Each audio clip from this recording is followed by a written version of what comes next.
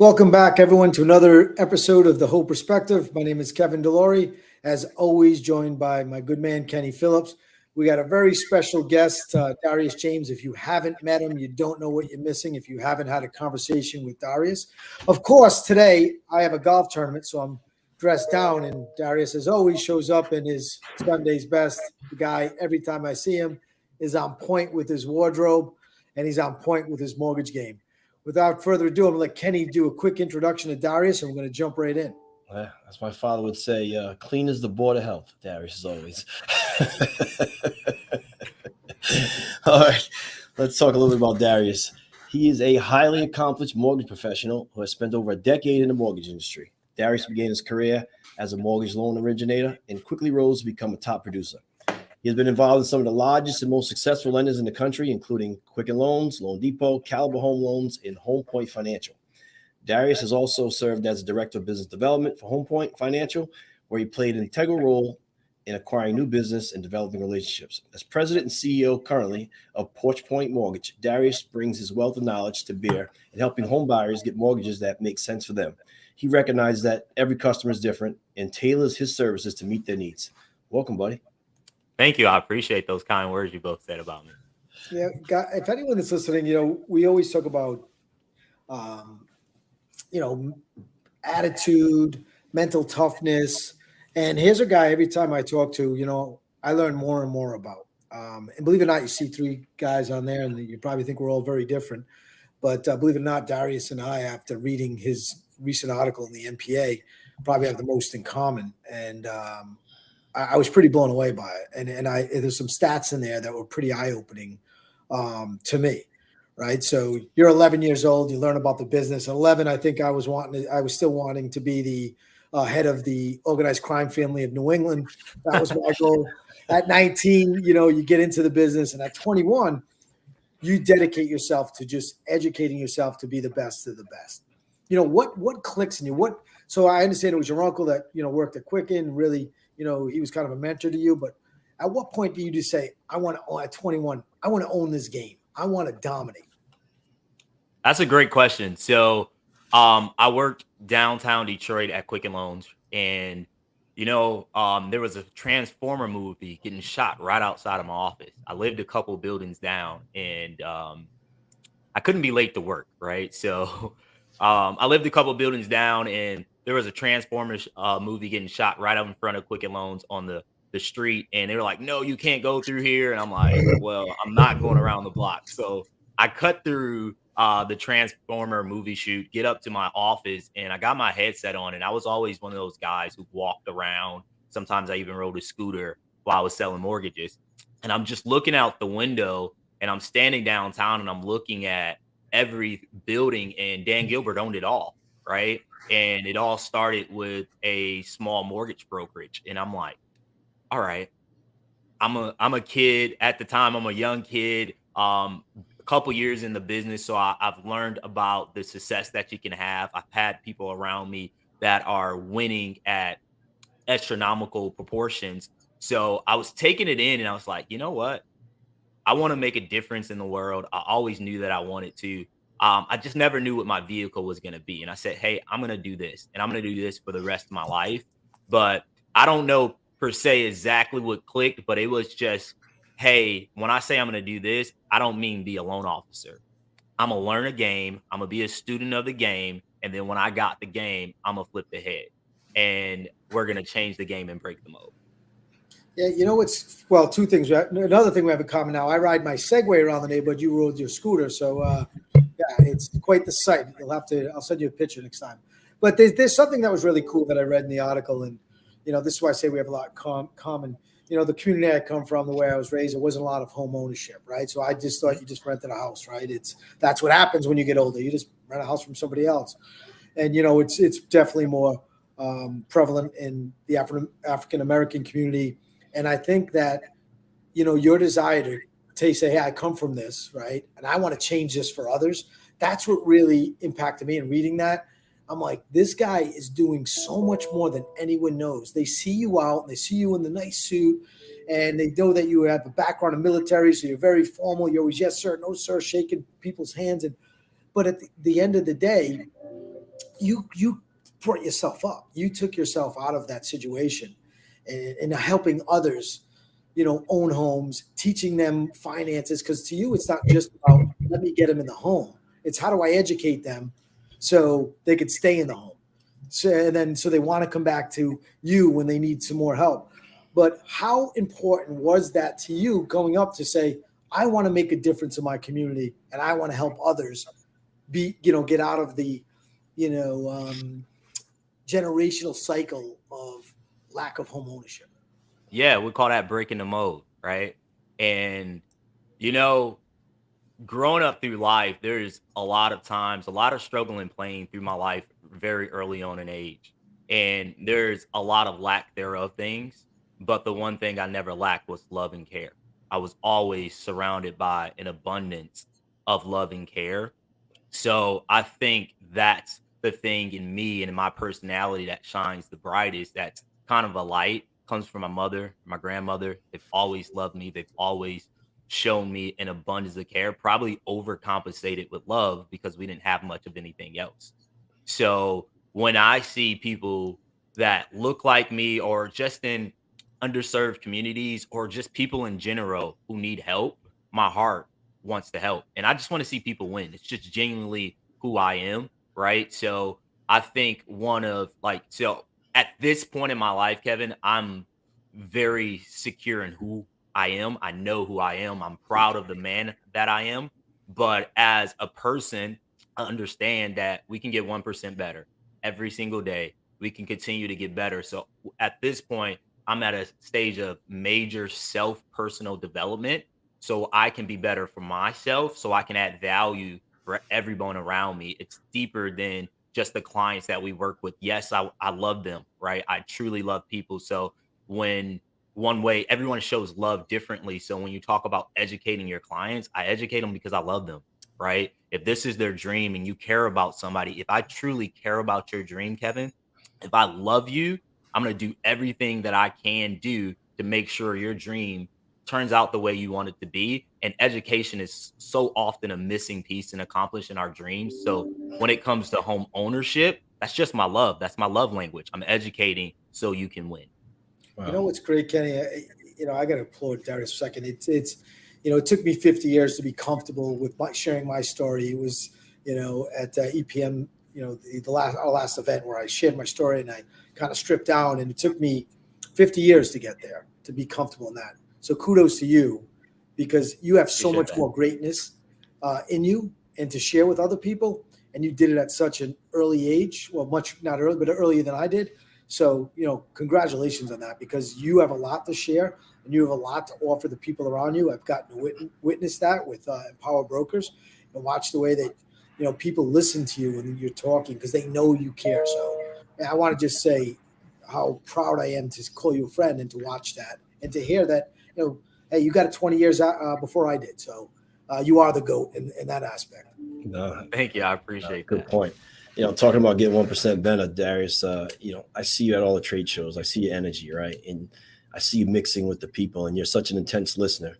The broker community is big to us here at EPM. And this is really about EPM, but I know you're a huge part of that broker community. How important is that to you and also to your business?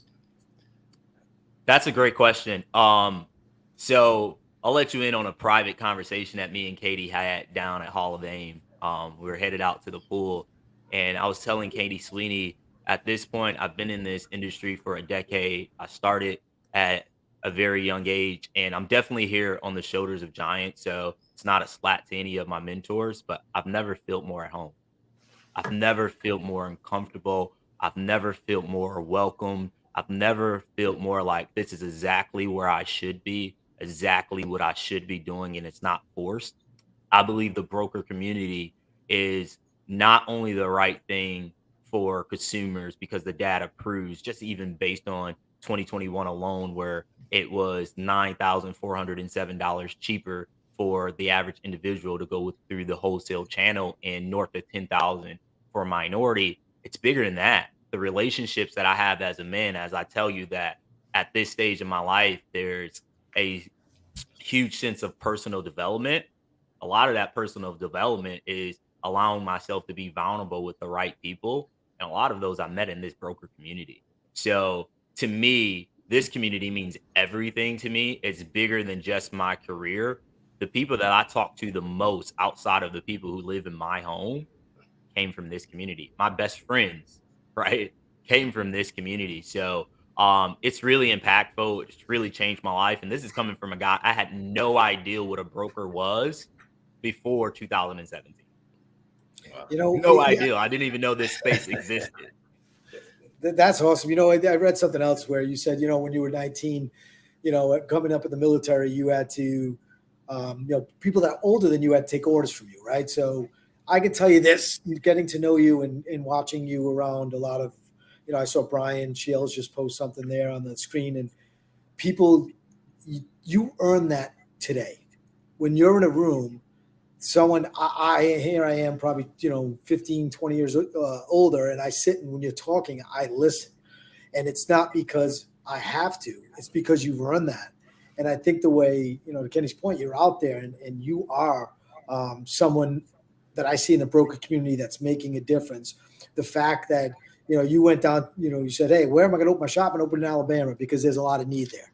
There's a lot of people that I can teach about home ownership and help get into homes. That's somebody, we don't talk a lot about mortgages on the show. We talk, but that's the mindset you have. So I want people to understand, I'm not talking about, you know, he went to a community where he could be successful and make money. He went to a community where he can make a difference and educate and help people up. And that's what's special about Darius James. It isn't, you know, the fact that Kenny, you know, he does light up a room when he comes in. That's what, you know, is going to make a difference. That's what's going to help up those home ownership percentages, is more people like you that get out there in the community and educate people and stop that generational rent, you know, mentality that you can own a home and I can help you and I'm going to educate you. And that's what really impresses me. So, you know, when you're out there in the community, it's got to be tough, right? So they've been told no over and over and over. What keeps you going back to say, today I'm going to get 1% better. I'm going to educate them 1% more. I'm going to get them to 1% closer to being that homeowner. Because most people, it's like, what's in it for me? How do I get this loan closed, get to the paycheck to get to the next one? Where the people you're dealing with, it's taking longer, but you're committed to that. And I don't know if enough people realize that about you. And I'm singing, you know, your praises from the rooftops right now, because I think more people need to do that. More people need to stop looking at it as the paycheck, and it's a process. So what is that? Is it, you know, how is that? I guess it's the love of the community. Maybe it was the way you were raised. What is it that keeps you going back day in, day out, knowing that the paycheck is, you know, 6 months down the road, whereas everyone's looking for that immediate gratification? Yeah. So I think it comes, for one, at a core that I believe money and numbers follow and they don't lead. Right. So, of course, we all work, we all have financial responsibilities that we need to take care of. But if that's the only reason that we wake up and get out of bed in the morning, let's take a step back. And Kevin, so when I worked, I've been in this industry since 19 years old. And when I worked for other employers, some days it was hard to get out of bed. Right. Some days, right. Even though I love this industry and I loved what I did and I was a student of the game, just some days it was a little harder to get out of bed. You know, next month, I've owned this company for 2 years. And I can honestly say in the last 2 years, Monday through Sunday, I have never been more excited to get out of my bed every single morning. I wake up earlier, right?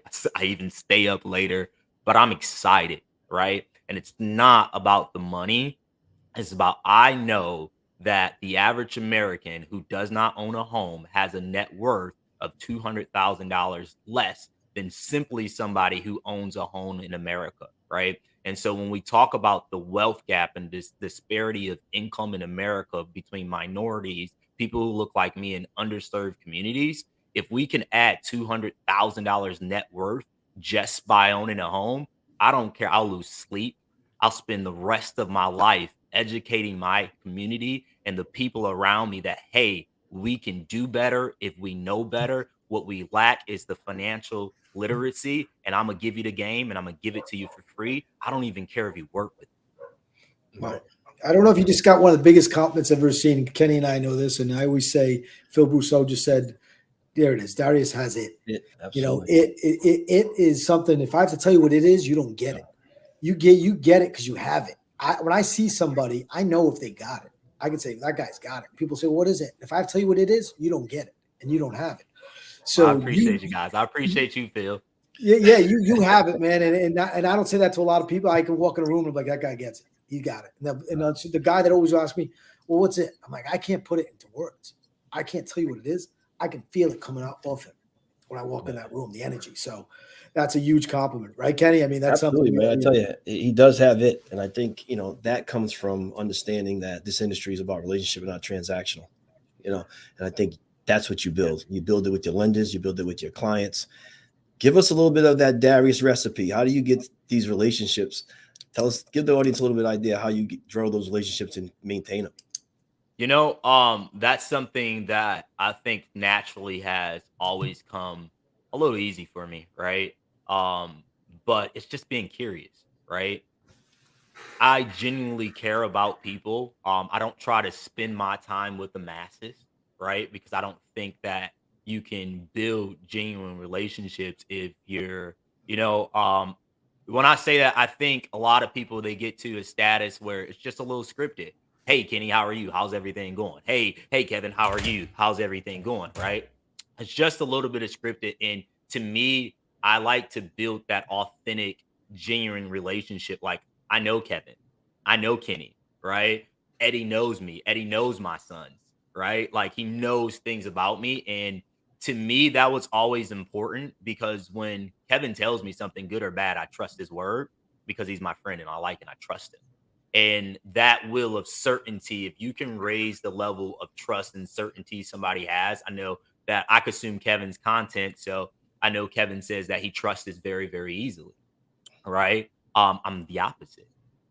I'm the complete opposite. I don't trust very, very easy. For me to be able to trust you, I have to build a very authentic relationship with you, right? For me to be willing to give you that. Not saying I'm right in that instance, right? There's a lot of trauma and things that I've been through in my past that kind of makes me a little standoff to give people trust, but I do give people the opportunity to build a relationship with me, right? And I love the opportunity to build relationships with others, and through that, I think we could build trust. But when you try to build relationships with so many different people so fast, I think that it can lose a little authenticity. I want to remember when I see Kevin. I want to remember when I see Kenny. I want to remember those little intricate details about him. I want to remember Kevin in his Gucci sweater riding around with his daughter at home on the weekend, right? I know those things, and those things were always important to me. I always say it like even about like super churches, right? If I was in Walmart and the pastor that I walked by, that I go to his church, didn't know me, I wouldn't go to his church anymore. Right.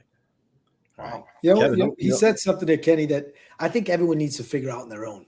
And that's one of my core values, right? It's something that, I'm really big on. After the loss of my first brother, I had to sit down and say, money isn't everything. I'm in this big household alone. What are my core values? What am I really here for? And I wear them right here on my arm every day. And it's love, honor, respect. And those things, I think a lot of people go around and say they have core values, but they don't practice any of them. They say, hey, and they get the cool words, the ones that are really cool. They'll say, my core value is honor. I honor my name, but then they'll go to lie to somebody 2 minutes later. That's not honoring your name. Yeah. For anyone that's listening, go find what your true core values are. Figure out what they are and figure out what they have to be non-negotiable. You can't bend on any of them because the minute you bend on them, they're not your core values. So that's what I love about you. You know who you are. So anyone that's trying to figure out, there's nothing secretive of what Darius is doing. He knows who he is. He honors who he is, and he lives true to his virtues, his principles, and his core values. If you're out there and you're listening and you're like, yeah, I got core values, but tomorrow you say, well, it's not that big of a deal, I can bend it. And that's not a core value for you, and you're fake. Authentic people, you kept saying the word authenticity, authentic.